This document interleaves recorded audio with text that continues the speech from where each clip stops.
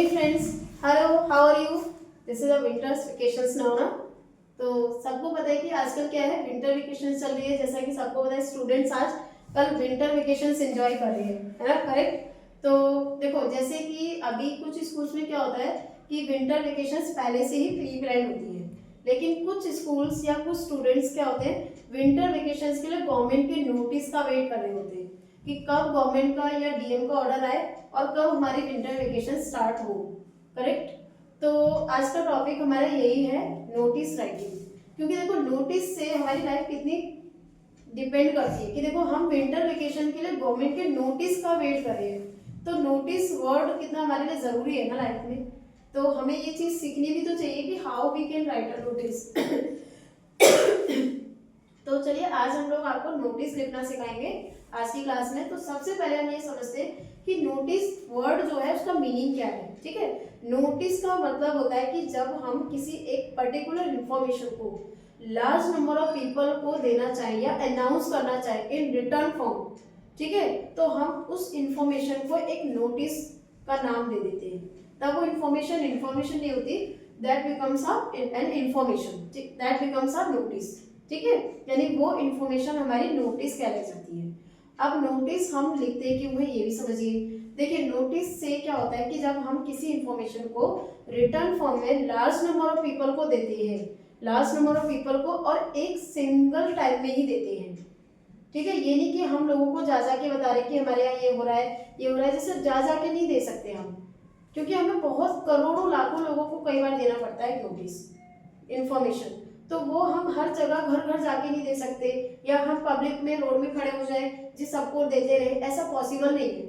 तो हमारे पास दूसरा सॉल्यूशन क्या होता है कि हम जनरल पब्लिक को वो इन्फॉर्मेशन क्या कर सकते हैं, एक जगह पर लिख देते हैं और उस जगह पे पोस्ट कर देते हैं. ठीक है, तो जो भी आएगा जाएगा उस इन्फॉर्मेशन को पढ़ेगा और उसको वो इन्फॉर्मेशन पता चल जाएगी. तो उसी चीज को हम कहते हैं नोटिस. और वो पर्पस यही होता है कि हम लार्ज नंबर ऑफ पीपल को सिंगल टाइम में क्या कर दे, इन्फॉर्मेशन पहुंचा दें. ठीक है, तो इसलिए हम नोटिस राइटिंग लिखते हैं.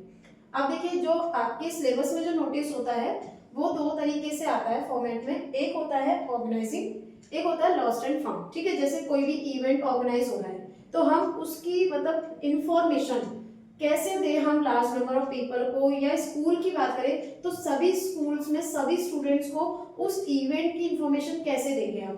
क्या हर क्लास में जा के दे सकते हैं? नहीं दे सकते.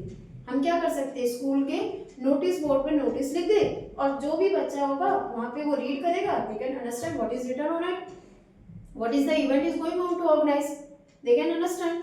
तो इसलिए हम नोटिस लिखते हैं. ठीक है, दूसरा होता है कि अगर कोई चीज हमारी खो गई है या हमें किसी दूसरे की चीज मिल गई है तो क्या हम उस चीज के लिए एक एक क्लास में जा के बच्चे से पता करेंगे? क्या ये एथिकल है? या हमारे पास टाइम होता है? इतना नहीं होता. तो उसके लिए भी हम क्या कर सकते हैं, नोटिस का यूज कर सकते हैं. कि जैसे हमारी कोई चीज खो गई है तो हम उस चीज की इंफॉर्मेशन लिख के नोटिस के तरीके से नोटिस बोर्ड पे पोस्ट कर दें. तो हर इंसान को पता चल जाएगा ना कि इस इंसान की ये चीज खो गई है, अगर उसको मिलेगी तो वो वहां दे देगा. ठीक है, तो ये चीज हर इंसान के माइंड में या उसके पास इंफॉर्मेशन पहुंच जाती है नोटिस के तरीके से, इसलिए हम नोटिस लिखते हैं. ठीक है, तो चलिए आज हम लोग आपको नोटिस लिखते कैसे हैं वो सिखाएंगे. सबसे पहले आज हम आपको इवेंट ऑर्गेनाइज होने का नोटिस सिखाएंगे कि अगर आपके यहाँ कोई भी सोसाइटी में, स्कूल में कोई इवेंट ऑर्गेनाइज हो रहा है तो उसके लिए आप कैसे नोटिस लिखेंगे. ठीक है, चलिए नोटिस राइटिंग. देखिए सबसे पहले आपको क्या करना है, ये नोटिस राइटिंग आप लोगों के अगर एग्जाम में आता है तो इसकी मार्किंग होती है 5 मार्क्स. ये एग्जाम में 5 मार्क्स में ही आता है. ठीक है, इसकी वेटेज ये होती है क्योंकि ये क्या है, एक शॉर्ट कंपोजिशन होती है. और दूसरा जो नोटिस राइटिंग होता है ये एक फॉर्मल राइटिंग होती है. फॉर्मल मतलब होता है जिसका एक प्रॉपर फॉर्मेट होता है. ठीक है, उस फॉर्मेट के अंदर ही आपको सारी चीजें लिखनी होती है. तो that writing becomes a formal writing. So the notice is also a formal writing. First of all you have to make a box. ठीक है, और notice writing you have to make a box of 4 lines. ठीक है, अब आपको क्या करना है, देखिए सबसे पहले देखो आप किस चीज का नोटिस लिख रहे हो, ऑर्गेनाइजिंग एन इवेंट का. ठीक है, तो आपका टॉपिक आज क्या है, ऑर्गेनाइजिंग आपकी नोटिस राइटिंग का आज टॉपिक। ठीक है, आपका आज मान लो आपके स्कूल में कोई भी इवेंट ऑर्गेनाइज होना है, ठीक है, तो आपको वो नोटिस स्कूल के नोटिस बोर्ड पे लगाना है। तो how will you right in that notice? सबसे पहले आपको देखो क्या करना है, सबसे पहले आपको इस बॉक्स के बिल्कुल फर्स्ट लाइन में स्टार्टिंग में स्कूल का नेम या इंस्टीट्यूशन का नेम लिखना है in capital letters, means block letters. ठीक है, सबसे पहले आपको name of the students school या नेम ऑफ द इंस्टीट्यूट लिखना है। जिस इंस्टीट्यूट या स्कूल के बिहाफ पर आप उस नोटिस को लिख रहे हो, ठीक है, सबसे पहले उस स्कूल का नेम या इंस्टीट्यूट का नेम या अगर सोसाइटी की तरफ से है तो सोसाइटी का नेम। ठीक है, इट मीन्स ये है। तो यहाँ पर देखो नेम ऑफ इंस्टीट्यूट या नेम ऑफ स्कूल या name of the society also. ठीक है, विद एड्रेस। ठीक है, अगर आपका स्पेस यहाँ बच रहा है then you can write your address. If space is insufficient then you can write the address in a next line. Okay, address. Okay, next then आपको क्या करना है, नेक्स्ट लाइन में बिल्कुल मिड में, यहाँ नेक्स्ट लाइन के बिल्कुल मिड में आपको नोटिस वर्ड लिखना है ब्लॉक लेटर्स में। ठीक है, नोटिस वर्ड ब्लॉक लेटर्स में लिखना है। और इसी के यहाँ पर हमें क्या करना है, लेफ्ट हैंड साइड में डेट डालनी है। डेट कौन सी? Writing of notice. जिस दिन आप नोटिस लिख रहे हो उस दिन की डेट। फॉर एग्जाम्पल जैसे आज क्या है 2 जैन, तो you can write the date in this format 2 Jan and 2025. This is the format of writing the notice in writing section or in English. ठीक है, you can write like that. Now next line में आपको क्या करना है, जो भी event organise हो रहा है उस इवेंट का नेम लिख दो। उस इवेंट का नेम मतलब होता है उस नोटिस का टाइटल या हेडिंग कह दो उसको। ठीक है, हेडिंग। सब्जेक्ट भी कह सकते हो आप, हेडिंग कह दो, टाइटल बोल दो, या आप उसको सब्जेक्ट कह दो। ठीक है, अब आप ऑर्गेनाइजिंग है ना, किसी इवेंट के ऑर्गेनाइज का नोटिस लिख रहे हो तो आप सीधा आप उस इवेंट का नाम लिख दो। फॉर एग्जांपल जैसे अभी रिपब्लिक डे आने वाला है तो आपका स्कूल रिपब्लिक डे ऑर्गेनाइज करेगा, तो you have to write a notice for Republic Day, then you can write as a heading Republic Day. ठीक है, ओनली रिपब्लिक डे। ठीक है, ओनली गॉट इट नाउ। अब इतना पार्ट हो गया। अब इसके बाद हमें क्या करना है, आपको इतने पार्ट में इस नोटिस का कंटेंट लिखना है। ठीक है, अब इस कंटेंट के अंदर आपको 3 से 4 बातें लिखनी ही लिखनी है। ठीक है, यानी आपको पैराग्राफ में लिखना है कंटेंट। तो सबसे पहले देखो आपको इसमें व्हाट का आंसर देना होगा इस कंटेंट के अंदर। Then you will get only 3 to 4 marks if you will include these 3 to 4 points in your content. Then first of all you have to answer the question of what, then where, third when, and then additional information. You have to include these 4 points in your content, then you will get 3 to 4 marks. ठीक है, for this content. आपको ये 4 चीजों को answer दे दोगे content के अंदर। ठीक है, तो आपको क्या करना होगा, 3 मार्क्स मिलेंगे इस कंटेंट के। ठीक है, बाकी के 2 मार्क्स आपके इस फॉर्मेट के होते हैं, तब मिला के 5 मार्क्स होते हैं। तो व्हाट का मीन्स होता है कि आप कौन सा इवेंट ऑर्गेनाइज कर रहे हो, उस नोटिस में कंटेंट में ये लिखना होगा कहाँ ऑर्गेनाइज हो रहा है, प्लेस, कब, डेट और टाइमिंग्स। ठीक है, ये 3 चीज हो गई। एडिशनल इन्फॉर्मेशन ये होता है कि जो इन 3 चीजों में इंक्लूड नहीं हुआ। ठीक है, तो आप उस टॉपिक के रिगार्डिंग कुछ एडिशनल इन्फॉर्मेशन बच्चों को देना चाहें या पार्टिसिपेंट्स को देना चाहें तो वो दे सकते हैं। ठीक है, एडिशनल इन्फॉर्मेशन ये होती है। Now the content will get over, then you have to leave 1 line space. ठीक है, 1 लाइन स्पेस छोड़ दो। उसके बाद आपको क्या करना है, then you have to write your name and then you have to write your designation in bracket. Okay, designation means क्या होता है, जो आप पोस्ट पे हो। ठीक है, फॉर एग्जांपल जैसे आप इंचार्ज हो तो as a incharge you are writing a notice, then you have to write here as a incharge. If you are a head girl और head boy, then you have to write here head boy और head girl. Designation we see the post. ठीक है, then you can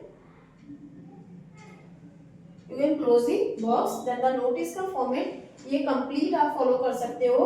तो notice के format के according अगर आप इसको लिखोगे, इस फॉर्मेट के अकॉर्डिंग आप लिखोगे, then you will definitely got the 4 marks और you can get also 5 marks also, but definitely I will guarantee you to that you can get 4 marks 100% sure. ठीक है, हो सकता है एक मार्क्स की मैं ये कहूंगी कि आप हो सकता है कि स्पेलिंग में एरर कर दो, या मे भी हो सकता है आप की ग्रामर मिस्टेक कर दो, तो may be you can deduct your marks. Otherwise, if you follow this format, then you will get to 4 to 5 marks 100% sure. Okay, now सबसे पहले देखो आपको जो मेन दिक्कत आती है ना, वो आती है कंटेंट में मैं कौन सी लाइनें लिखी, है ना. आपको सबसे बड़ी दिक्कत यही आती है. ठीक है, सबसे बड़ी प्रॉब्लम आपको यही आती है कि आप जो क्या करते हो, कंटेंट को कहते हो मैम हमें लाइनें लिखनी नहीं आती है, हम कौन सी लाइनें हैं जो सब टॉपिक्स में कॉमन हो जाए, जो हम सब में लिख सके. तो चलो आज मैं आप लोगों को ये प्रॉब्लम भी सॉल्व करती हूँ कि आप कुछ कॉमन लाइन्स होती हैं जो आप किसी भी ऑर्गेनाइजिंग ऑफ इवेंट में लिख सकते हो. ठीक है, चलो देखो मैं आपको उस कंटेंट को आपको ये सॉल्व कर देती हूँ. ओके, फॉर एग्जाम्पल जैसे अभी मैंने आपको लिखा कि हमें रिपब्लिक डे के लिए नोटिस लिखना है. ठीक है, तो सबसे पहले देखो मैं यहाँ की हेडिंग निकालती हूँ. ठीक है, हेडिंग तो आप लिख सकते हो कि आप किसी स्कूल से हो, नोटिस, डेट, ये तो कॉमन है. ठीक है, सबसे पहले देखो मैंने हेडिंग की जगह पर लिखा रिपब्लिक डे. ठीक है, रिपब्लिक डे सबसे पहले ये लिखा. देखो अब मैं आपको कुछ कॉमन लाइनें बताऊंगी जो आप किसी भी इवेंट के नोटिस में लिख सकती हो. ठीक है, देखो ये this is to inform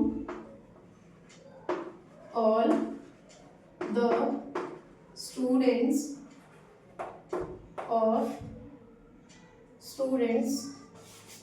that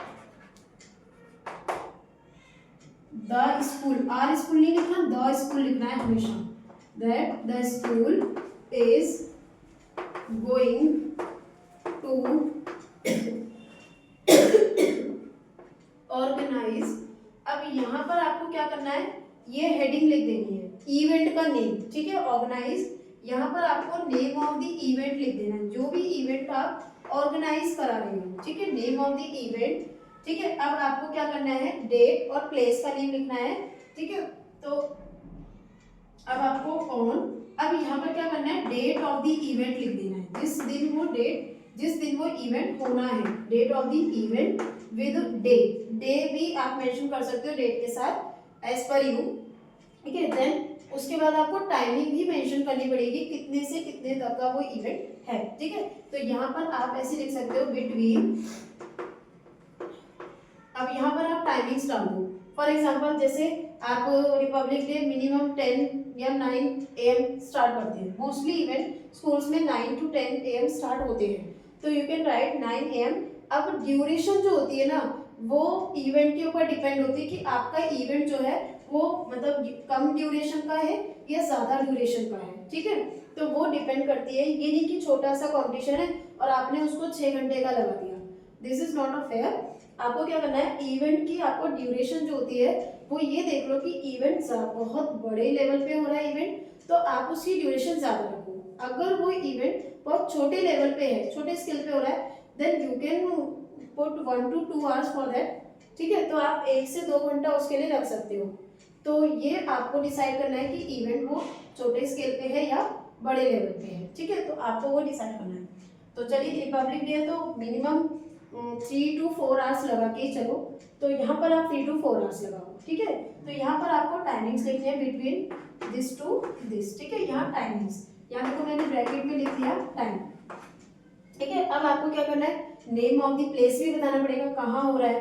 ठीक है, तो आपको जैसे मान लो स्कूल बहुत ऑडिटोरियम है आपके स्कूल में, तो आप लिख सकते हो eight the school auditorium.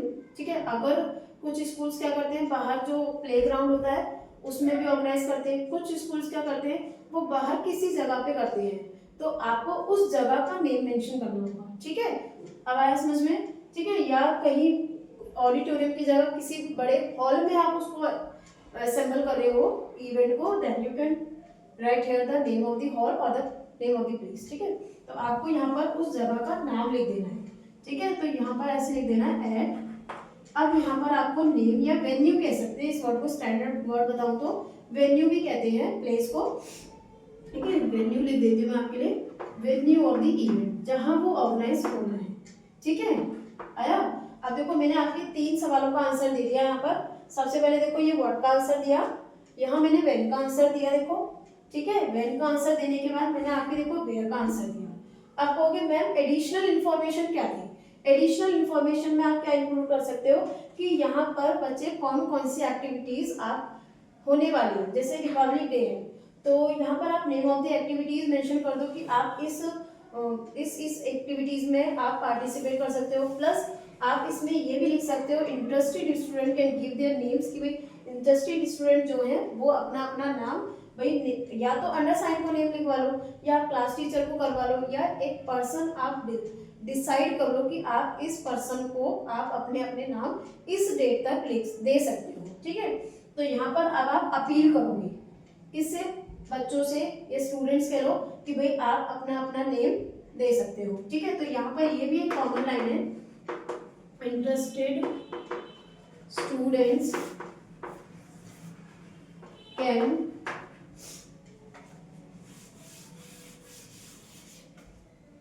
Give their names to. अब यहाँ पर क्या है, आप पर्सन को डिसाइड कर लो, या तो आप क्लास टीचर को दिलवा लो नाम, या आप ये कह लो कि भाई जिस पर्सन ने नोटिस लिखा है आप उसको नाम दे सकते हो, उसको कहते हैं अंडर साइन, ठीक है। तो यहाँ पे चाहे तो आप क्लास टीचर लिखवा लो, या आप अंडर साइन लिखवा लो, या आप एक अदर पर्सन को अपॉइंट कर लो, ठीक है, एज योर विश।